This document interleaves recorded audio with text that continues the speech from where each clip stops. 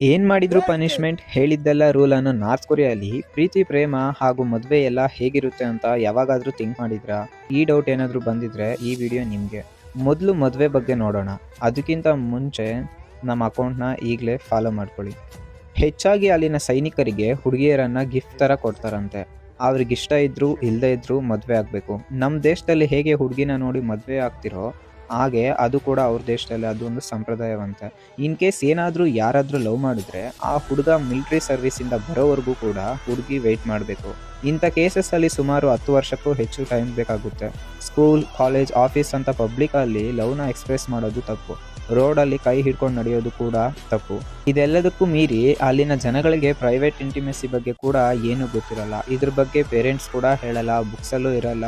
ಅವರೇ ತಿಳ್ಕೊಬೇಕು ಅಂದರೂ ಫೋನ್ಸ್ ಫೆಸಿಲಿಟಿ ಸರಿಯಾಗಿರಲ್ಲ ಆ್ಯಂಡ್ TV ಕನೆಕ್ಷನ್ಸ್ ಕೂಡ ಇರಲ್ಲ. ಇದ್ರ ಬಗ್ಗೆ ನಿಮ್ಮ ಒಪಿನಿಯನ್ ಏನೋ ಕಮೆಂಟ್ ಮಾಡಿ.